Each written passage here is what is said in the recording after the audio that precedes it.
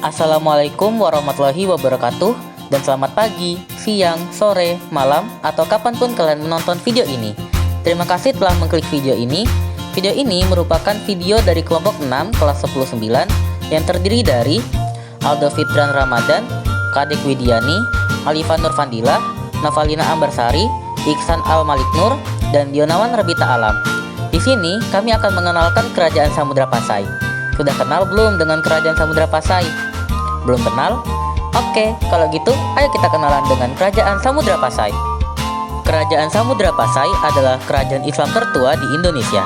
Kerajaan ini berkuasa kurang lebih 3 abad, yaitu pada abad ke-13 Masehi hingga abad ke-16 Masehi. Kerajaan Samudra Pasai terletak di Sumatera, tepatnya di wilayah Kecamatan Kabupaten Aceh Utara. Lokasi kerajaan ini yang cukup strategis, yakni di sebelah Selat Malaka, membuat banyak kapal asing dari kerajaan luar singgah. Letaknya yang strategis juga membuat Kerajaan Samudra Pasai sebagai kerajaan maritim menggantikan peranan Kerajaan Sriwijaya. Seringnya berjalannya waktu, kerajaan ini menjadi pusat perdagangan dan menjadi pusat perkembangan agama Islam pada masa itu. Banyak pedagang dari Tiongkok, India, dan Persia mendatangi Kerajaan Samudra Pasai untuk membeli kapur barus, lada, sutra, dan emas. Pada masa itu sudah dikenal alat tukar yang disebut Deureuham atau dirham. Ada dirham emas dan dirham timah. Kerajaan ini tercatat memiliki hubungan diplomatis atau hubungan internasional dengan Cina, India, dan Arab. Disebut dengan hubungan dengan Timur, dengan tujuan supaya Kerajaan Samudra Pasai dapat terlepas dari bayang-bayang hegemoni Sriwijaya dan berusaha mengembangkan Kerajaan Samudra Pasai. Kerajaan ini juga tercatat memiliki kerjasama dengan Tiongkok pada masa Sultan Malikus Saleh. Banyak sekali sumber yang mengatakan nama-nama penguasa di Kerajaan Samudra Pasai. Namun di sini kami akan membawakan 2 sumber, yaitu dari Aceh Prof dan juga dari Wikipedia. Di Aceh Prof terdapat 13 nama penguasa. Yang pertama ada Sultan Malikus Saleh, yaitu berkuasa pada 1267 hingga 1297 Masehi. Sultan Muhammad Malikul Zahir berkuasa pada 1297 hingga 1326 Masehi. Sultan Mahmud Malik Az-Zahir berkuasa pada 1326 hingga kurang lebih 1345. Sultan Malik Az-Zahir tidak diketahui berkuasa dari kapan, namun diperkirakan kekuasaannya hingga 1346. Sultan Ahmad Malik Az-Zahir yang memerintah diperkirakan dari 1346 hingga 1383. Sultan Zaid Al-Abidin Malik Az-Zahir yang memerintah pada 1383 hingga 1405. Sultanah Nahrasiyah yang memerintah pada 1405 hingga 1412. Sultan Salah ad-Din yang memerintah diperkirakan dari 1402, namun tidak diketahui kekuasaannya sampai kapan. Lalu ada Abu Zaid Malik Az-Zahir yang tidak diketahui kekuasaannya dari kapan, namun diperkirakan kekuasaannya hingga 1455. Sultan Mahmud Malik Az-Zahir memerintah dari diperkirakan 1455 hingga kekuasaannya juga diperkirakan 1477.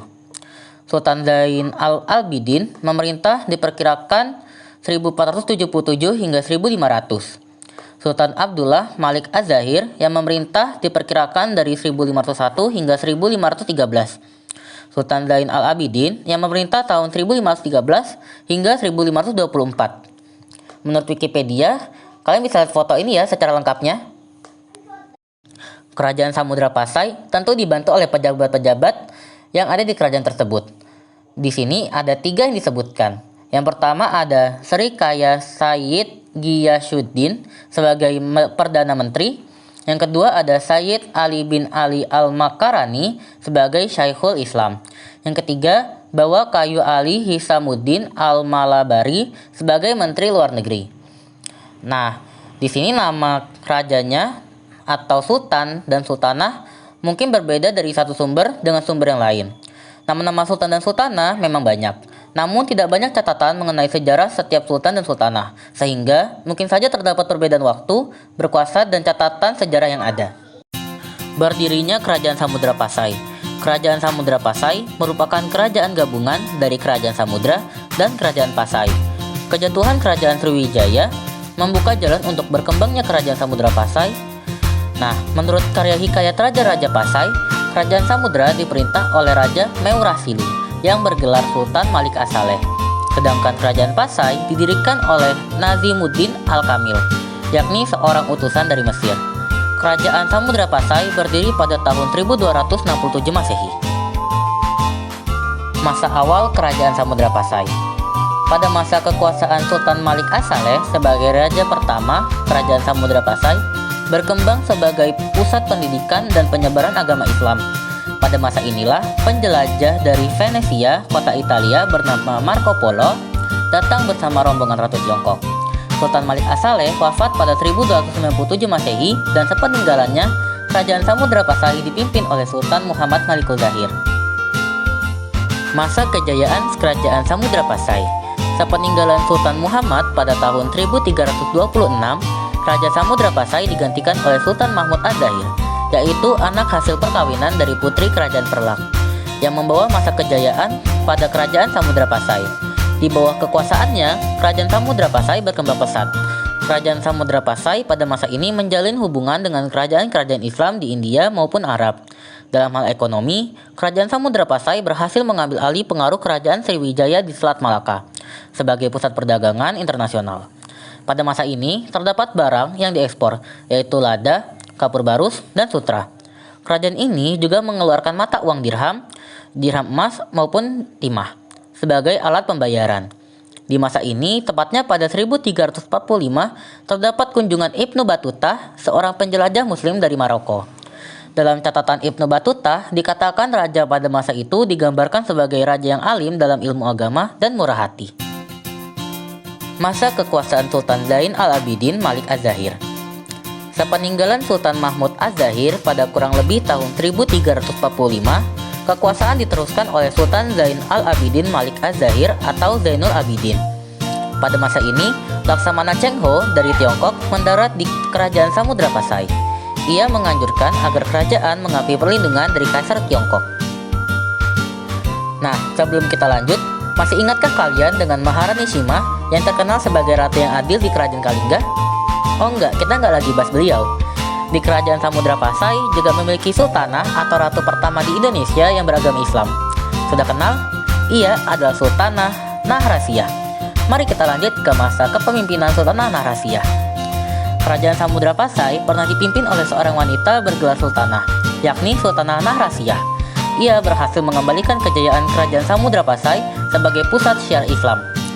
Setelah kerajaan tempat mengalami kemunduran akibat serangan dari Kerajaan Majapahit pada tahun 1360, di bawah kepemimpinannya, perekonomian Samudra Pasai sangat berpengaruh di kawasan Asia Tenggara. Sepeninggalan kekuasaan Sultanah Nahrasiyah, tidak banyak catatan mengenai bagaimana pemerintahan Sultan Samudra Pasai selanjutnya. Nah, setelah kita kenalan dengan beberapa sultan dan sultanah di Kerajaan Samudra Pasai, ayo kita kenalan dengan sektor-sektor di Kerajaan Samudra Pasai. Yang pertama ada perekonomian Kerajaan Samudra Pasai. Pasai merupakan kota dagang, mengandalkan lada sebagai komoditas andalannya. Dalam catatan Mahuan, disebutkan 100 kati lada dijual dengan harga perak 1 tahil. Dalam perdagangan Kesultanan Pasai, mengeluarkan koin emas sebagai alat transaksi pada masyarakatnya. Mata uang ini disebut Dewu Rewham atau dirham, yang dibuat 70% emas murni dengan berat 0,60 gram, diameter 10 mm, mutu 17 karat. Sementara masyarakat Pasai umumnya telah menanam padi di ladang, yang dipanen 2 kali setahun, serta memiliki sapi perah yang menghasilkan keju. Sedangkan rumah penduduknya memiliki tinggi rata-rata 2,5 meter, yang disekat menjadi beberapa bilik, dengan lantai terbuat dari bilah-bilah kayu kelapa atau kayu pinang, yang disusun dengan rotan, dan di atasnya dihamparkan tikar rotan atau pandan. Yang kedua, ada agama dan budaya Kerajaan Samudra Pasai. Islam merupakan agama yang dianut oleh masyarakat Pasai, walau pengaruh Hindu dan Buddha juga turut mewarnai masyarakat ini. Dari catatan Mahuan dan Tome Pires, telah membandingkan dan menyebutkan bahwa sosial budaya masyarakat Pasai mirip dengan Malaka, seperti bahasa maupun tradisi pada upacara kelahiran, perkawinan, dan kematian. Kemungkinan kesamaan ini memudahkan penerimaan Islam di Malaka, dan hubungan yang akrab ini dipererat dengan adanya pernikahan antara Putri Pasai dengan Raja Malaka sebagaimana diceritakan dalam Sulat Latus Salatin. Setelah mengenal dua sektor dari Kerajaan Samudra Pasai, ayo kita lanjut ke kemunduran dan runtuhnya Kerajaan Samudra Pasai. Pada akhirnya, Kerajaan Samudra Pasai mengalami kemunduran dan runtuh. Karena adanya konflik keluarga, munculnya Kesultanan Malaka yang mengambil alih dominasi perdagangan, dan adanya serangan dari Portugis pada tahun 1521. Di samping itu, ada alasan seperti runtuhnya Kerajaan Sriwijaya, yaitu dangkalnya pantai atau pelabuhan di Kerajaan Samudra Pasai. Dan juga wilayah kekuasaan Samudra Pasai diambil alih oleh Kesultanan Aceh pada 1524. Kerajaan Samudra Pasai juga meninggalkan peninggalan-peninggalan sebagai bukti adanya Kerajaan Samudra Pasai. Setelah banyaknya catatan mengenai Kerajaan Samudra Pasai, terdapat beberapa peninggalan dan bukti keberadaan Samudra Pasai, yaitu makam-makam Sultan Bertorak Islam khas Gujarat, uang koin emas dan perak, pecahan keramik Cina, lonceng Cakradonya pemberian Kekaisaran Tiongkok. Adanya catatan yang berasal dari Cina atau dinasti Mongol menyebutkan tentang terdapatnya Kerajaan Sumatera bernama Samudra yang menjalin hubungan dengan dinasti Mongol pada tahun 1282. Artefak dan prasasti, relief, gerabah lokal, keramik asing, serta benda logam yang ditemukan oleh arkeolog yang menandakan adanya perdagangan tidak hanya di dalam daerah kerajaan, namun juga berbagai negara. Lalu ada stempel tua milik Sultan Al-Malik Az-Zahir berukuran 2x1 cm dan terdapat Mamlakah Muhammad dalam kaligrafi Kufi. Hikayat Raja-Raja Pasai, naskah surat Sultan Zainal Abidin, tradisi Peutron Aniuk, yakni upacara bayi menginjak tanah pertama kali dan diajak berkeliling rumah. Selain itu, Kerajaan Samudra Pasai juga memberikan pengaruh bagi berkembangnya agama Islam dan budaya Melayu di Indonesia. Banyak ulama-ulama besar yang belajar agama Islam di Pasai, seperti Hamzah Fansuri, Syamsuddin Al-Sumatrani, dan Naruddin Al-Raniri. Selain itu, bahasa Melayu Pasai menjadi salah satu bahasa sastra tertua di Nusantara. Bahasa ini kemudian berkembang menjadi bahasa yang digunakan oleh pedagang di area yang sekarang menjadi Indonesia dan Malaysia. Nah, kita udah kenalan nih dengan Kerajaan Samudra Pasai. Namun, pernah kepikiran gak sih dengan beberapa pertanyaan? Yang pertama, dirham itu bukannya mata uang Maroko dan Uni Emirat Arab ya? Kok bisa sih jadi mata uang di Samudra Pasai? Nah, jawabannya, Samudra Pasai pernah menjalin perjanjian atau kerjasama dengan kerajaan Arab. Dipercaya pada saat inilah pengaruh kerajaan Islam dibawa oleh mereka. Salah satunya pedagang yang membawa pengaruh uang dirham yang bertuliskan kaligrafi Arab. Yang kedua, benarkah Samudra Pasai adalah kerajaan Islam pertama di Indonesia? Bukannya kerajaan Samudra dan kerajaan Pasai ya? Nah, kerajaan Samudra Pasai dianggap sebagai kerajaan Islam tertua di Indonesia. Sedangkan kerajaan Pasai tidak dapat dikatakan sebagai kerajaan Islam tertua karena kurang cukupnya bukti keberadaan kerajaan Pasai. Sedangkan kerajaan Samudra, sangat amat sedikit informasi tentang kerajaan ini. Hanya diketahui lewat histori kerajaan Samudra Pasai dan nama kerajaan Samudra di hikayat Raja-Raja Pasai. Oke, pertanyaan ketiga di video ini. Apakah masih ada pengaruh India? Kok makamnya bercorak Islam khas Gujarat? Kan Gujarat itu daerah di India Barat. Oke, emang nggak salah Gujarat itu daerah di India. Tapi ingat, pada masa kerajaan Samudra Pasai, pengaruh India, Buddha, dan Hindu masih ada di Nusantara, bahkan melekat. Nah, tercatat bahwa kerajaan ini ada ketika kerajaan Majapahit masih berdiri dengan kokohnya. Nah, kita udah selesai nih membahas kerajaan Samudra Pasai. Semoga dengan adanya video ini, kalian mendapatkan manfaatnya dan mungkin menjadi tertarik mencari informasi tentang Samudra Pasai.